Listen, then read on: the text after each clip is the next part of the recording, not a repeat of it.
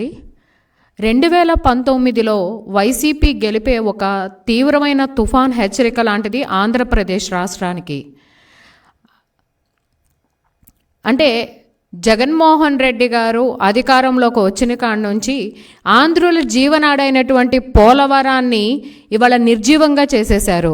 అరే, సువిశాలమైనటువంటి రోడ్లు ఉన్నటువంటి రాజధానిని ఇది వృధా, ఇక్కడ ఇంత పెట్టుబడులు అవసరమా, ఇంత పొలాలు అవసరమా అని చెప్పి అధికారంలోకి వచ్చిన కాడ నుంచి నిత్యం విషం జిమ్ముతూనే ఉన్నారు జగన్మోహన్ రెడ్డి గారు.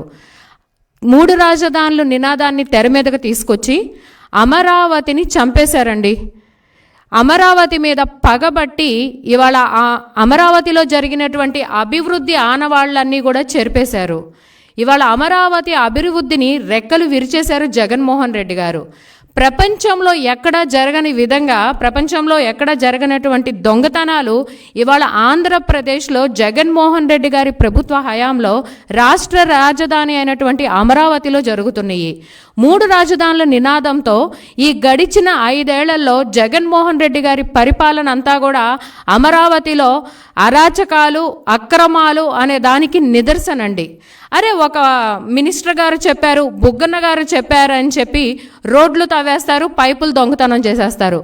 బాపట్ల వైసీపీ ఎంపీ గారి అనుచరులు ఎంపీ గారి కనుసన్నల్లో రోడ్లు తవ్వేస్తారు, మట్టి కంకర దొంగతనాలు చేసేస్తారు. కేవలం 3 రాజధానులు అని చెప్పి నినాదం తీసుకొచ్చి ఈ 4.5 సంవత్సరాల్లో అధికారంలోకి వచ్చాక జగన్మోహన్ రెడ్డి గారు, నేను అమరావతిని అభివృద్ధి చేయాలి, దానికి కావాల్సిన సిమెంట్, నాకు ఇవన్నీ కూడా వనరులు ఏర్పరచుకోవాలి అని చెప్పి సరస్వతి పవర్ ప్రాజెక్టుకు మాత్రం హుటాహుటీన పర్మిషన్లు తెచ్చుకున్నారు మన తాడేపల్లి ప్యాలెస్లో ఉన్నటువంటి పెద్దలు. ఇది ఆంధ్రప్రదేశ్లో ఉన్నటువంటి ప్రజలందరికీ కూడా తెలిసిన వాస్తవేనండి. ఈయన అధికారంలోకి వచ్చాక సరస్వతి పవర్ ప్రాజెక్టుకి అయితే పర్మిషన్లు తెచ్చుకున్నారే కానీ ఎక్కడైనా అమరావతిలో ఒక 4 ఇటుకలు వేసి, ఒక బొచ్చ సిమెంట్ వేసి ఏదైనా అభివృద్ధి కార్యక్రమం చేపట్టారండి?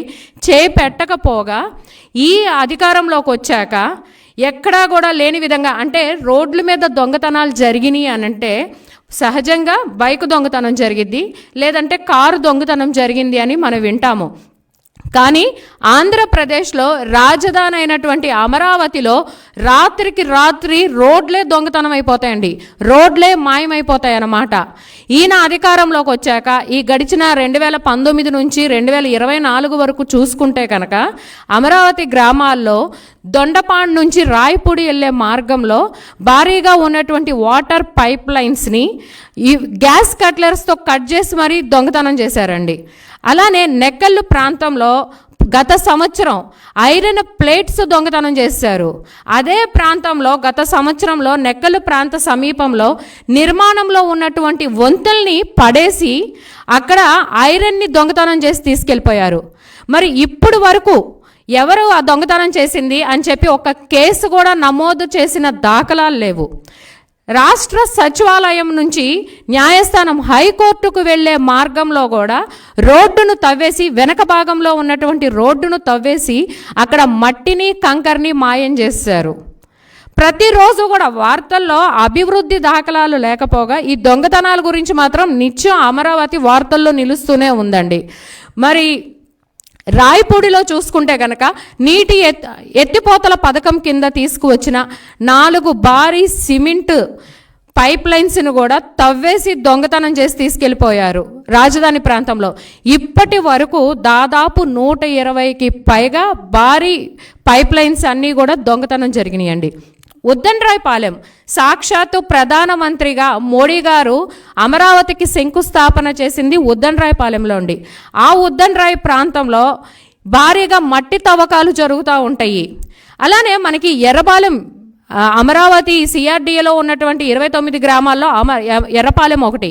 ఎర్రపాలెం నుంచి విట్టి యూనివర్సిటీకి వెళ్ళే మార్గంలో గత ప్రభుత్వంలో చంద్రబాబు నాయుడు గారి ప్రభుత్వ హయాంలో 60 అడుగుల రోడ్డు డివైడర్తో కూడుకున్నటువంటి సిమెంట్ రోడ్డుని నిర్మిస్తే జగన్మోహన్ రెడ్డి గారు అధికారంలోకి వచ్చాక ఆ మార్గం మధ్యలో ఒక వంతెన నిర్మాణం జరుగుతుందండి.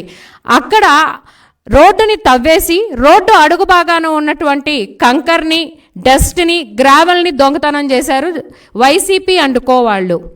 అంతెందుకండి, ఈ సంవత్సరం 2024వ సంవత్సరం మార్చి 12వ తారీఖున తుళ్ళూరు మండలంలో ల్యాండ్ పూలింగ్ కింద ఇచ్చినటువంటి రైతుల భూముల్లో అక్రమంగా భారీ స్థాయిలో దాదాపు 200 టిప్పర్ల మట్టిని దొంగతనంగా అంటే విజయవాడ పరిసర ప్రాంతాలకి తరలించేశారు.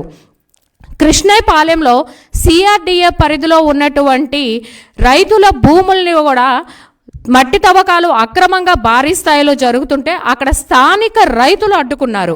వెంకటాయపాలెంలో కూడా ఇదే పరిస్థితి అండి. ల్యాండ్ పూలింగ్లో రైతులు రాష్ట్ర అభివృద్ధి కోసం వాళ్ళ భూముల్ని త్యాగం చేస్తే ఇవాళ జగన్మోహన్ రెడ్డి గారు అధికారంలోకి వచ్చాక ఆ భూముల్లో మట్టిని మాత్రం అక్రమంగా తవ్వకాలు చేస్తున్నారు. వెంకటాయపాలెంలో కూడా రైతులు అడ్డుకున్న దుస్థితి మనం చూసాము. శాఖమూరు ఐనవోలులో చూసుకుంటేనండి, శాఖమూరు నుంచి ఐనవోలు వెళ్ళే మార్గంలో అమరావతి రహదారుల్ని తవ్వేసి ఆ మెటీరియల్తో స్థానిక వైసీపీ లీడర్ గారు పంచాయతీ రోడ్లు వేసుకుని బిల్లులు పెట్టుకుని సొమ్ము చేసుకుంటున్నారు. ఇవన్నీ చూస్తుంటే మనకు అర్థమవుతుందండి, అమరావతి అంటే 3 రాజధానుల నినాదంతో జగన్మోహన్ రెడ్డి గారు తీసుకొచ్చేది ఏంటంటే 30 కబ్జాలు 60 లూటీలు జరుగుతున్నాయి. అరే ఒక ప్రపంచంలోనే కాదండి, దేశంలోనే కాదండి, ప్రపంచంలోనే కూడా ఎక్కడా జరగని విధంగా 53 రోజుల్లో 29,000 మంది రైతులు రూపాయి తీసుకోకుండా, ఎక్కడా కూడా లా అండ్ ఆర్డర్ సమస్య రాకుండా 34,600 ఎకరాల భూమిని రాష్ట్ర రాజధాని అభివృద్ధిలో భాగస్వాములయ్యారు. అలాంటి రాజధానిని అంటే ఒక రాజధాని అంటే ఒక గ్రీన్ ఫీల్డ్ సిటీగా ఉండాలి, ప్రపంచంలోని అంతర్జాతీయ ప్రణాళికలతో కూడుకున్న బ్లూ డిజైన్ని రూపకల్పన చేశారు చంద్రబాబు నాయుడు గారు. నవనగరాలు అంటే health city, educational city, financial city, knowledge city, administration city, tourism city, finance city, media city, electronic city, ఇలా 9 నవనగరాలతో భవిష్యత్తులో కూడా ఎక్కడా వీళ్ళకి మౌలిక సదుపాయాల్లో కూడా ఇబ్బంది రాకూడదు.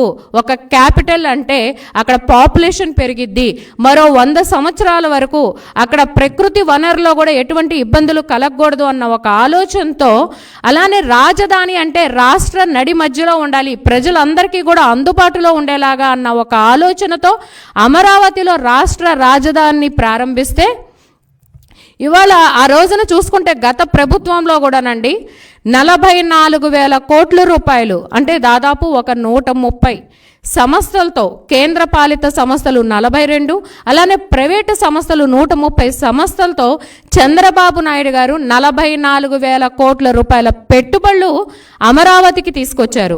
ఇవాళ ఆ అమరావతికి ఆ వచ్చిన పెట్టుబడులకి కనీస మౌలిక సదుపాయాలు కల్పించున్న ప్రత్యక్షంగా పరోక్షంగా ఆ 130 సంస్థల ద్వారా 2 లక్షల మందికి ఉపాధి కల్పన జరిగేదండి.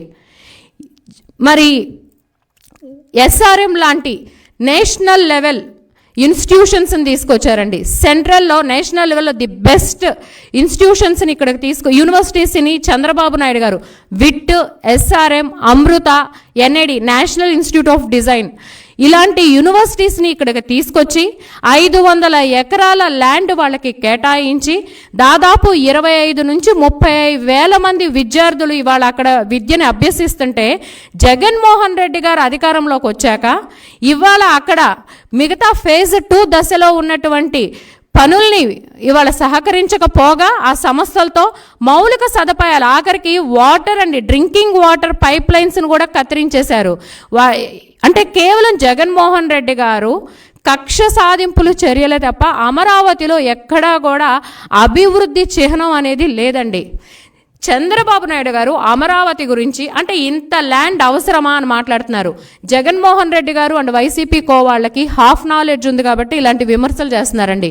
గతంలో చంద్రబాబు నాయుడు గారు ప్రభుత్వ హయాంలో సింగపూర్ కస్టోడియన్ వాళ్ళతో 1,600 ఎకరాల ల్యాండ్ని వాళ్ళకి ఇచ్చేలాగా ఒప్పందం చేసుకుని ఇంటర్నేషనల్ లెవెల్లో ఉన్నటువంటి టాప్ 50 ఎంఎన్సి కంపెనీస్ అమరావతిలో స్థాపించేలాగా అగ్రిమెంట్ కుదుర్చుకున్నారు. ఇవాళ ఆ టాప్ 50 ఎంఎన్సి కంపెనీస్ వచ్చుంటే దాదాపు 10 లక్షల మందికి, భవిష్యత్తులో 10 లక్షల మందికి ఇక్కడ ఉపాధి కల్పన జరిగేది. అలానే రాష్ట్ర ఆదాయం కూడా పెరిగేది. ఇవాళ చూసుకుంటే కనుక పక్క రాష్ట్రాలండి, మన సౌత్ స్టేట్స్లోనే హైదరాబాద్కి తెలంగాణ లాంటి మహానగరం ఉంది, తమిళనాడుకి చెన్నై ఉంది, కర్ణాటకకి బెంగళూరు లాంటి మహానగరాలు ఉన్నాయి. కానీ ఇవాళ ఆంధ్రప్రదేశ్కి రాజధాని అవసరం అని మాట్లాడుతున్నారు. మరి చంద్రబాబు నాయుడు గారి ప్రభుత్వ హయాంలో చూసుకుంటే ఎన్నో సంస్థలు, గతంలో కూడా చూసుకుంటే ఒక చంద్రబాబు నాయుడు గారి ప్రభుత్వ హయాంలో ఇక్కడ అమరావతిలో దాదాపు 10,000 కోట్ల రూపాయల నిర్మాణ పనులు చేపట్టారు. 44,000 కోట్ల రూపాయల పనులు పర్మిషన్స్ తీసుకొచ్చారు. మరి హ్యాపీనెస్ట్ లాంటి ప్రాజెక్ట్స్ స్టార్ట్ చేశారు. హ్యాపీనెస్ట్ లాంటి ప్రాజెక్ట్ స్టార్ట్ చేస్తే ఇది శ్మశానం అని చెప్పి మాట్లాడుతున్నారు వైసీపీ పెద్దలు. ఇక్కడ ఏముంది, ఇది ఒక ఎడారి అని చెప్పి విమర్శలు చేశారే. ఇవాళ అదే హ్యాపీనెస్ట్ ప్రాజెక్ట్ బాండ్లు తాకట్లు పెట్టి కొన్ని వేల కోట్ల రూపాయల సొమ్ము చేసుకుంటున్నారు. అరే, ఒక రాజధానిని నిర్మించటం చేత కాదు మీకు. ఇవన్నీ అంటే ఒక చిన్న కథ గుర్తొస్తుందండి. ఒక రాబందువు వల్ల చిక్కుకుందని చెప్పి ఒక రైతు జాలిపడి ఆ రాబందువుని విడిపిస్తాడు. తర్వాత తన పొలం పనులన్నీ చూసుకున్నాక తను సేద తీర్దామని చెప్పి ఒక చెట్టు కింద కూర్చుంటే ఆ రాబందువే, ఏ రైతు అయితే విడిపించాడో ఆ రాబందువు వచ్చేసి ఆ రైతుని దాని దుర్మార్గ చర్యలు చూపిస్తూ ఉంటుంది. అలానే జగన్మోహన్ రెడ్డి గారు ఒక్క ఛాన్స్ నేను దేశం గర్వించదగ్గ రాజధానిని నిర్మిస్తానని చెప్పటం వల్ల ఇవాళ నేను ఇక్కడే ఉంటాను, నేను ఇక్కడే ఇల్లు నిర్మించుకున్నాను అని చెప్పి మాట్లాడి ఇవాళ అధికారంలోకి వచ్చాక రైతులు ఆ రోజు సిఆర్డీఏ చట్ట ప్రకారం చేసుకున్న అగ్రిమెంట్కి రైతులు కట్టుబడి ఉన్నారండి.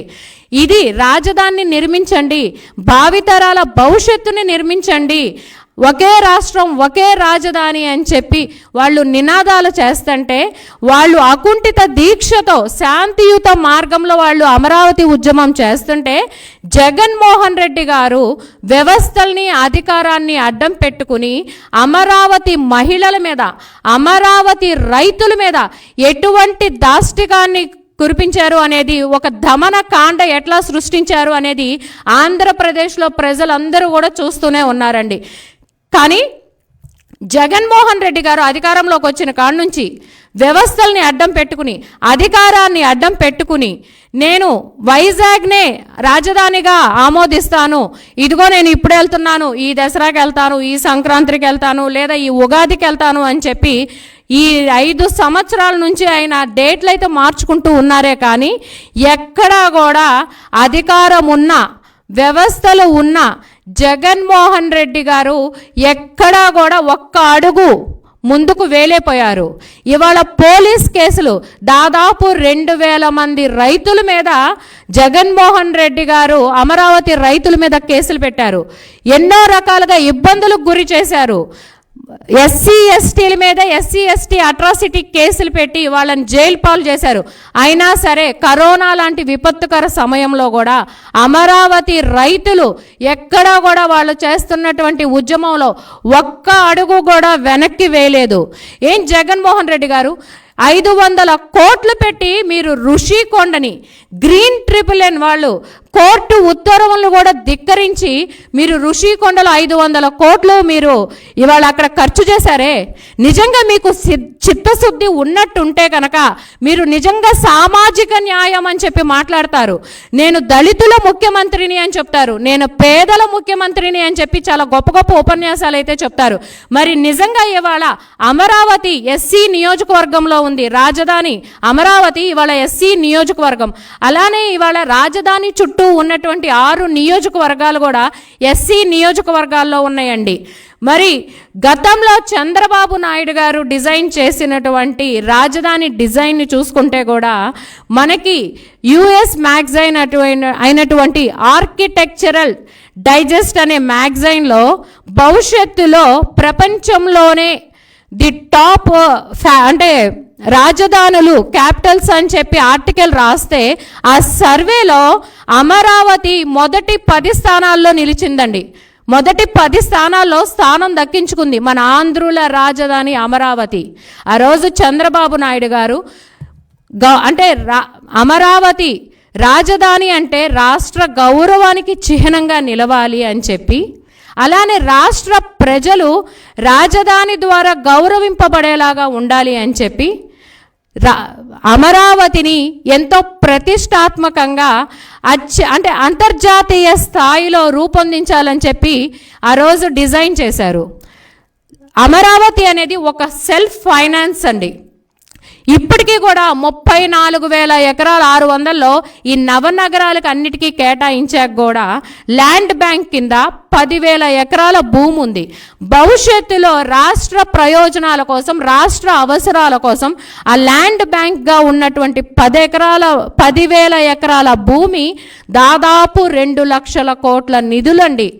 2 లక్షల కోట్ల రూపాయల నిధి అమరావతిలో ఉంటే అభివృద్ధి చేతకాక కేవలం అధికారంలోకి వచ్చిన కాడ నుంచి కక్ష అనే ఒక నియంత ధోరణితోటి అమరావతి ఒక శ్మశానమని, అమరావతి ఒక ఎడారని చెప్పి, ఇక్కడ ఇన్ని లక్షల కోట్ల రూపాయలు మేము ఎందుకు పెట్టుబడి పెట్టాలి అని చెప్పి, లేదా ఇది ఒక సామాజిక వర్గానికి సంబంధించిందని చెప్పి జగన్మోహన్ రెడ్డి చేస్తున్నటువంటి విధ్వంసన పరిపాలన అంతా రాష్ట్ర ప్రజలు చూస్తూనే ఉన్నారండి. అరే ఒక రాష్ట్ర రాజధాని అంటే చంద్రబాబు నాయుడు గారి ఆలోచనలో ఒక రాష్ట్ర రాజధాని ఒక కేంద్రం, ఒక పరిపాలనకే కాకుండా అభివృద్ధిలో కూడా ఊతమివ్వాలి అన్న ఉద్దేశంతో గ్రోత్ ఇంజిన్గా డిజైన్ చేశారండి అమరావతిని. దానిలో భాగంగానే సింగపూర్ కస్టోడియన్ వాళ్ళతో 1,600 ఎకరాలు వాళ్ళకి ఇచ్చి అగ్రిమెంట్ చేసుకున్నారు. ఈ విజనరీ లీడర్కు ఉన్నటువంటి ఆలోచన ప్రిజనరీగా ఉన్నటువంటి జగన్మోహన్ రెడ్డికి ఆలోచన లేదు, కేవలం అభివృద్ధి అనేది తెలీదు. జగన్మోహన్ రెడ్డి ఎజెండా ఏంటి అంటే విధ్వంసం చేయటం. విధ్వంసాలకి పెట్టింది పేరు జగన్మోహన్ రెడ్డి ప్రభుత్వం. మీ టర్మ్ అయిపోయింది, మీరు ఎన్ని రకాలుగా అంటే ఇవాళ ఆయన టర్మ్ అయిపోయి ఆయన ప్రభుత్వం దిగిపోయే టైంలో మాత్రం ఇవాళ ఆయనకి కౌలు రైతుల మీద ఉన్నట్టుండి ప్రేమ పుట్టుకొచ్చి ఇప్పుడు 5,000 రూపాయల పెన్షన్ చేశారండి. జగన్మోహన్ రెడ్డి గారు అధికారంలోకి వచ్చిన కాడ నుంచి అమరావతి రైతులు ప్రజా వ్యతిరేకంగా కోర్టు మీద కేసులు, ప్రజల మీద కేసులు వేస్తున్నటువంటి ప్రభుత్వం ఏదన్నా ఉందంటే అది కేవలం జగన్మోహన్ రెడ్డి గారి ప్రభుత్వమే. కవుల కోసం కోర్టు మెట్లెక్కాలి. అలానే సిఆర్డిఏ అగ్రిమెంట్కి మేము కట్టుబడి ఉన్నాం, దాన్ని ఇంప్లిమెంట్ చేయండి అని చెప్పి అనాలంటే కోర్టులు మెట్లెక్కాల్సిందే. ప్రతి సంవత్సరం కౌలు డబ్బుల కోసం రైతులు కోర్టులు మెట్లెక్కాల్సిందే. మాస్టర్ ప్లాన్ని నిర్జీవం చేయకండి. ఆ రోజున మాస్టర్ ప్లాన్లో ఉన్నటువంటిగా R-Zone-5 అది ఎలక్ట్రానిక్ హబ్, R-3 జోన్లో మీరు పేదలకి ఫ్లాట్లు కేటాయించండి, మేము అభివృద్ధి వికేంద్రీకరణకి వ్యతిరేకం కాదు అని చెప్పి అమరావతి రైతులు నిత్యం కోర్టులు మెట్లు ఎక్కాల్సిందేనండి. ఏం లేదు, జగన్మోహన్ రెడ్డి గారికి ఏదో ఒక విధంగా అమరావతిని చంపేసేయాలి అన్న ఒక విషపూరితమైన ఆలోచనలతో ఇదిగో అమరావతి రైతులు మిగతా ప్రాంతాల వాళ్ళకి వ్యతిరేకంగా ఉన్నారు అని చెప్పి ఇవాళ ప్రజల్లోకి ఒక విషపూరితమైన ఆలోచనలు తీసుకెళ్లాలని ప్రయత్నించారు. కానీ కోర్టు, న్యాయస్థానం రైతుల వైపు ఉంది, న్యాయం వైపు ఉంది, ధర్మం వైపు ఉంది. కాబట్టే ఆ రోజున మార్చి 2022 సంవత్సరంలో చాలా ప్రతిష్టాత్మకమైనటువంటి తీర్పు ఇచ్చింది. అమరావతి ఆంధ్రప్రదేశ్కి ఏకైక రాజధాని. 3 నెలల్లో మీరు బ్లూ ప్రింట్ అనేది కోర్టుకి సబ్మిట్ చేయండి. 6 నెలల్లో రైతులకు కేటాయించిన ఫ్లాట్లు డెవలప్ చేసి అప్పచెప్పండి అంటే ఇవాళ హైకోర్టు తీర్పుని సవాల్ చేస్తూ సుప్రీంకోర్టులోకి వెళ్ళారు. ఇబ్బంది ఏం లేదండి, రాబోయే రోజుల్లో అమరావతి రైతులు విజయం సాధిస్తారు. ఖచ్చితంగా మీకు హైకోర్టు లెంపకాయ వేస్తే సరిపోలేదు, సుప్రీంకోర్టు నుంచి కూడా మీరు మొట్టికాయ తినడానికి సిద్ధంగా ఉండండి. రాబోయే రోజుల్లో ఖచ్చితంగా మళ్ళీ నారా చంద్రబాబు నాయుడు గారే ఈ ఆంధ్రప్రదేశ్కి ముఖ్యమంత్రి అవటం తథ్యం. ఏ ముఖ్యమంత్రిగా చంద్రబాబు నాయుడు గారి చేతుల మీద అమరావతి మహానగరం పురుడు పోసుకుందో, మళ్ళీ అదే ముఖ్యమంత్రి హోదాలో నారా చంద్రబాబు నాయుడు గారి చేతుల మీదగానే అమరావతి నిర్మాణం చేపడతారు, అమరావతి నిర్మాణం పూర్తి చేస్తారు. భావితరాల భవిష్యత్తు అమరావతి రాబోయే రోజుల్లో కొన్ని 10 లక్షల నుంచి 15 లక్షల మంది మన బిడ్డలకి ఇక్కడ ఉపాధి కల్పించటం మన అమరావతి. ఆంధ్రుల జీవనాడి అమరావతి. అమరావతి నిజం, అమరావతి సత్యం, అమరావతి విజయమే అంతిమ విజయం.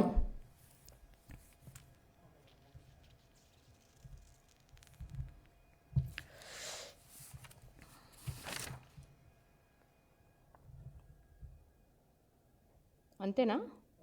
అయిపోయిందా?